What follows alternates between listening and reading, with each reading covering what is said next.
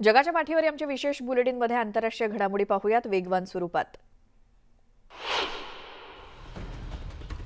युक्रेनची राजधानी कीव्हमध्ये रशियाच्या सैन्यानं क्षेपणास्त्र हल्ला केला.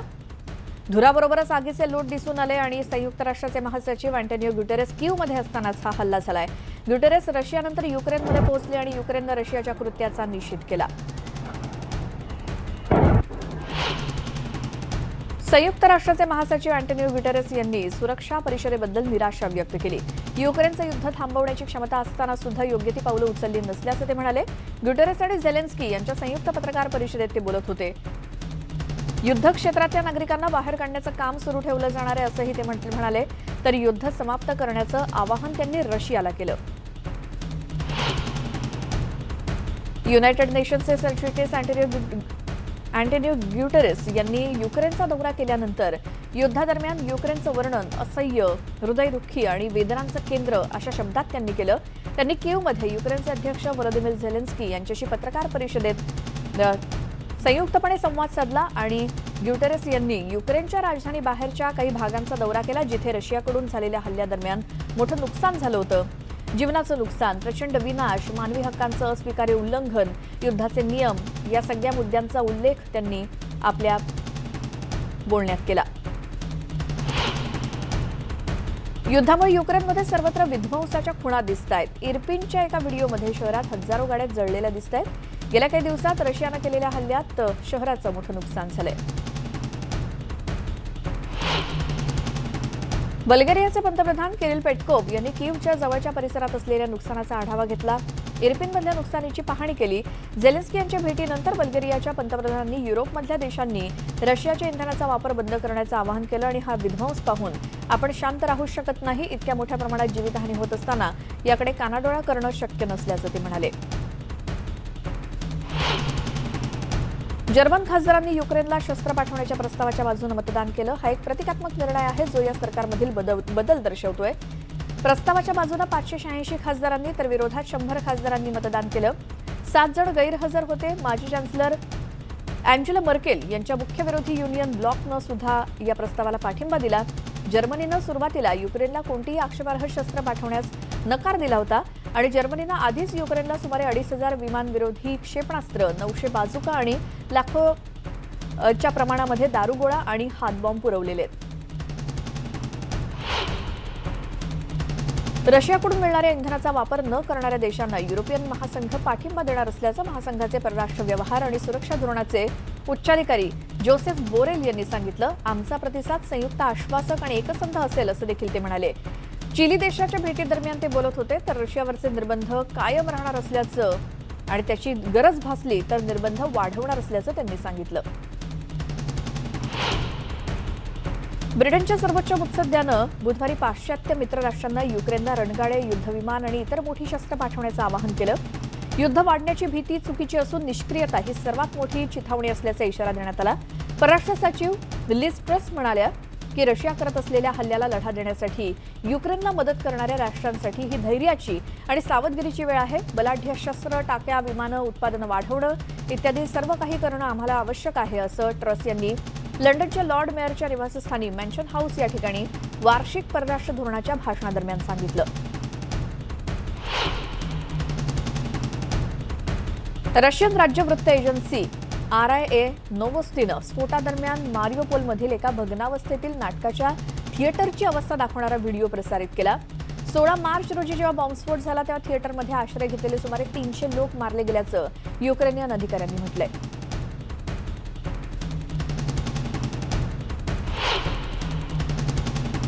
काही समाजसुधारकांनी सोमवारी खार्किव्हमधल्या शेजारच्या भागातून नागरिकांना सुखरूप बाहेर काढायला सुरुवात केली. कारण या भागामध्ये रशियाकडून बॉम्ब हल्ले सुरूच आहेत.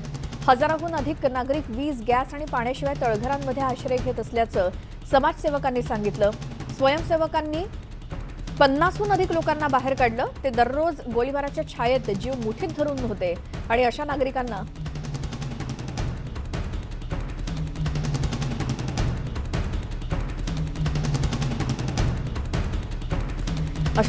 अन्न पाण्याची मदत सुद्धा करण्यात आली.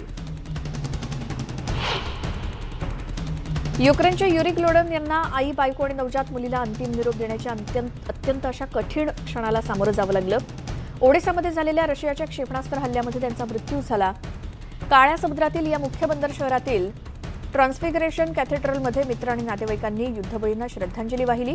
युरी ग्लोडन आपले अश्रू रोखू शकत नव्हते. 3 महिन्यांचं बाळ किरा, तिची आई व्हॅलेरिया गोल्डन आणि आजी लुडमिला यावकिन अशी या तिघींची नावं होती. या हल्ल्यामध्ये आणखी 18 जण जखमी झाल्याचं अध्यक्ष व्लादिमीर झेलेन्स्की यांनी सांगितलं.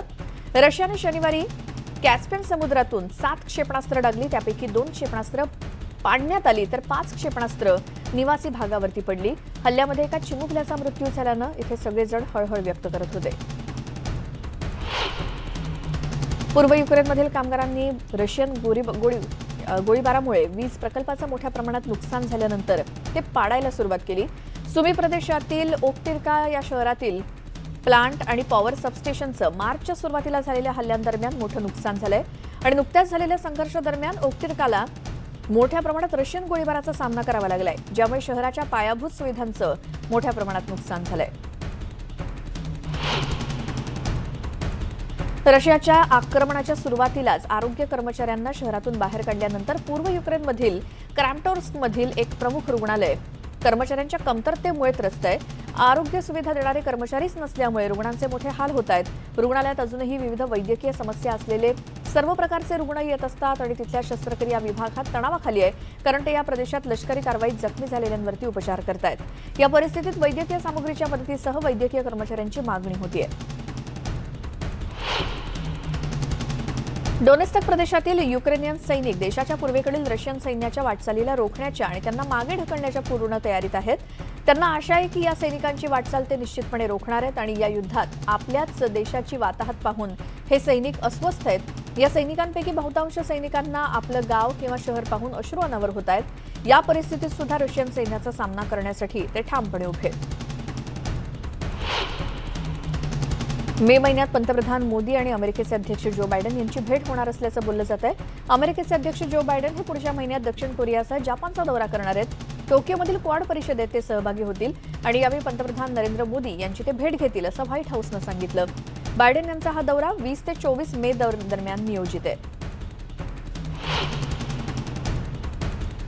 राष्ट्राध्यक्ष जो बायडन यांनी युक्रेनला 2022 मध्ये अधिक लष्करी आणि मानवतावादी मदतीसाठी आणखी $33 अब्ज मागणी करण्याची योजना जाहीर केल्यामुळे पेंटागॉन इथे एक बैठक पार पडली आणि युक्रेनमधील युद्ध, आर्टिक प्रदेशातील सुरक्षा आणि चीन आणि इंडो पॅसिफिकशी संबंध यासह अनेक द्विपक्षीय मुद्द्यांवरच्या चर्चेसाठी US संरक्षण सचिव लॉर्ड ऑस्टिन यांनी कॅनडाच्या आपल्या समकक्षांचं वॉशिंग्टनमध्ये स्वागत केलं.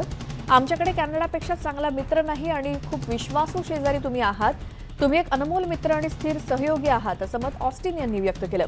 ऑस्टिन आणि कॅनडाचे संरक्षण मंत्री अनिता आनंद रशियाच्या युक्रेनवरील हल्ल्याबाबत चर्चेसाठी जर्मनीमध्ये नाटोच्या इतर अधिकाऱ्यांसोबत सामील झाले होते. परराष्ट्र सचिव अँटनी ब्लिंकन यांनी चेक प्रजासत्ताकचे परराष्ट्र मंत्री जॅन लिपावस्की यांचं वॉशिंग्टनमध्ये चर्चेसाठी स्वागत केलं. रशियानं फेब्रुवारीमध्ये युक्रेनवर आक्रमण सुरू केल्यापासून सुमारे 3 लाख युक्रेनियन स्थलांतरितांना प्रागनं आश्रय दिल्याबद्दल ब्लिंकन यांनी प्रागचे आभार मानले. ब्लिंकन म्हणाले की नाटोमध्ये हा एक कट्टर भागीदार आहे, कारण आम्ही संभाव्य रशियन आक्रमणाविरुद्ध नाटोच्या संरक्षणासाठी काम करतोय. चीननं बुधवारी दक्षिण पाकिस्तानमध्ये नुकत्याच झालेल्या आत्मघातकी स्फोटाचा तीव्र निषेध केला, ज्यामध्ये 3 चीनी नागरिक ठार झाले आणि हे जाणून बुजून आणि पूर्वनियोजित आत्मघाती दहशतवादी हल्ला होता असं चीननं म्हटलंय. बीजिंगमध्ये चीनच्या परराष्ट्र मंत्रालयाचे प्रवक्ते वांग वेनबिन यांनी पीडितांबद्दल शोक व्यक्त केला आणि हे चीनी रक्त व्यर्थ वाहू देणार नाही असंही म्हटलं.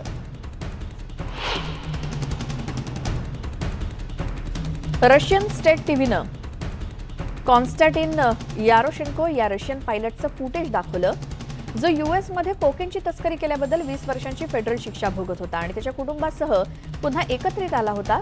रशिया आणि युनायटेड स्टेट्सनं तणावाच्या काळात कैद्यांची देवाणघेवाण केली आणि मॉस्कोमध्ये तुरुंगात असलेल्या यारोशेन्को अमेरिकेत दीर्घ तुरुंगवासाची शिक्षा भोगत असलेल्या दोषी रशियन ड्रग तस्कराचा व्यापार करतोय. मॉस्कोमध्ये उतरल्यानंतर यारोशेन्कोला त्याची मुलगी आणि त्याची पत्नी भेटत असल्याचं या फुटेजमध्ये दिसलंय. त्याने एका RTR रिपोर्टला सांगितलं की US तुरुंगात त्याला चांगली वागणूक दिली गेली नसल्याचं त्यानं म्हटलंय.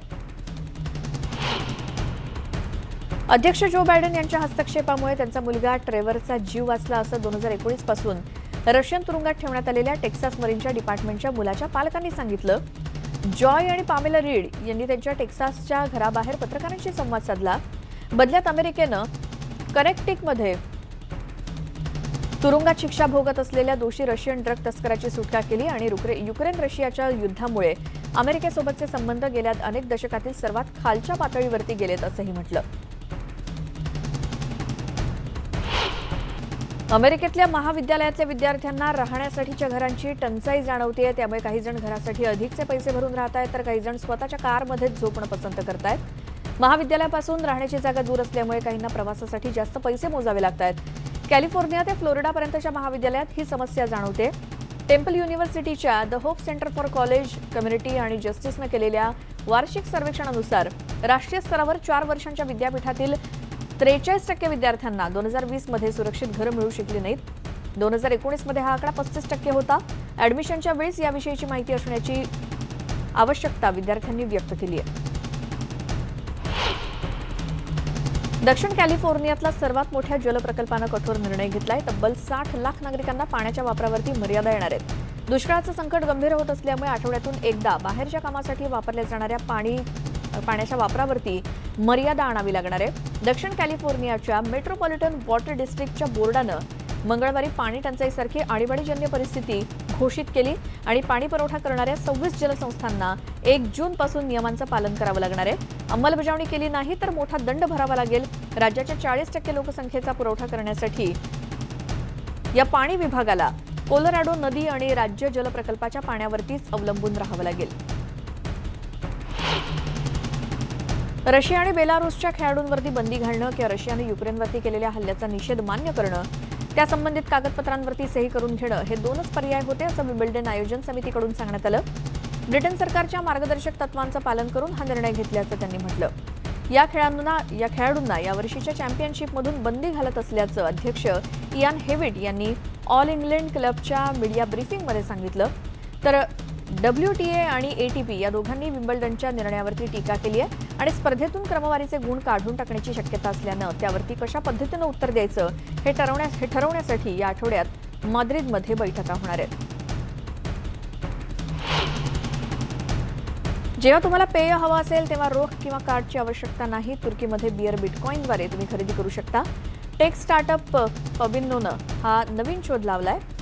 तर QR कोड आणि ॲपचं साधं स्कॅन या पेयासाठी वापरलं जाऊ शकतं. मात्र ग्राहकांकडे लाइटनिक नेटवर्कला सपोर्ट करणारं ॲप असणं आवश्यक आहे आणि हे तंत्रज्ञान क्रिप्टोकरन्सी एक्सचेंज आणि व्यवहार जलद आणि स्वस्त करण्यासाठी डिझाईन करण्यात आलंय.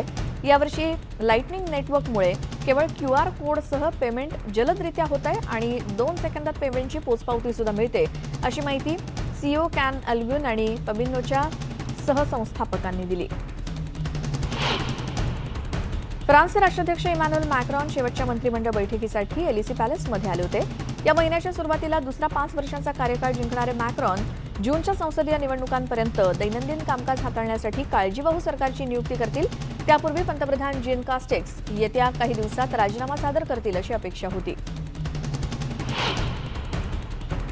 लॉस एंजेलिसमधील फ्रीवे क्रॅशचा तपास करणारे 3 कॅलिफोर्निया हायवे पेट्रोलिंग अधिकारी गुरुवारी पहाटे जखमी झाले. एका मोटर चालकानं CHP पेट्रोल कारला धडक दिली आणि या धडकेत कारनं पेट घेतला असल्याचं अधिकाऱ्यांनी सांगितलं.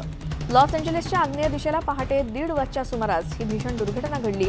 दरम्यान बाहेर उभ्या असलेल्या एका गस्ती घालणाऱ्या कारच्या अधिकाऱ्याला मोठी दुखापत झाली असं CHP अधिकारी केविन ताओ यांनी सांगितलं. तर 2 अधिकारी क्रुझरमध्ये होते आणि त्यांना किरकोळ जखमा झाल्याचंही त्यांनी सांगितलंय. सगळ्यांना उपचारासाठी स्थानिक रुग्णालयात नेण्यात आलंय. स्पेसएक्सद्वारे नासाचे 4 अंतराळवीर बुधवारी रात्री आंतरराष्ट्रीय अंतराळ स्थानकामध्ये पोहोचले. यात 2 पुरुष तर 2 महिला अंतराळवीरांचा समावेश आहे. प्रथमच कृष्णवर्णीय महिला अंतराळवीर जेसिका वॉटकिन्स यांचा यामध्ये समावेश असून कॅनडा अंतराळ स्थानकातून उड्डाण केल्यानंतर 16 तासात अंतराळवीर अंतराळ स्थानकामध्ये पोहोचले आणि 2 वर्षांच्या काळात स्पेसएक्सद्वारे नासाची 5 पथकं आणि 2 खासगी अंतराळ दौऱ्याचं आयोजन करण्यात आले. नवीन टीम पोहोचल्यानंतर एका आठवड्यानं 3 अमेरिकन आणि जर्मन अंतराळवीर स्पेसएक्स कॅप्सूलद्वारे पृथ्वीवरती परत येतील. अंतराळ स्थानकातल्या रशियाच्या 2 अंतराळवीरांनी गुरुवारी स्पेसवॉक केला. ओलेग यार्टेमेव आणि डेनिस मॅटव्ह्यू हे नौका मॉड्यूलच्या युरोपीय रोबोटिक आर्मवरती काम करत होते.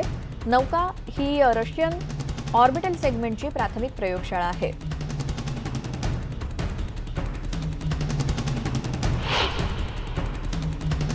या आंतरराष्ट्रीय घडामोडी पाहिल्यानंतर जगाच्या पाठीवर आमच्या विशेष बुलेटिनमध्ये वेळ झाली इथेच थांबण्याची. ताज्या बातम्यांच्या अपडेट्ससाठी न्यूज18 लोकमतच्या यूट्यूब चॅनलला सबस्क्राईब करा. प्लस फेसबुकवरती सुद्धा आम्हाला फॉलो करा.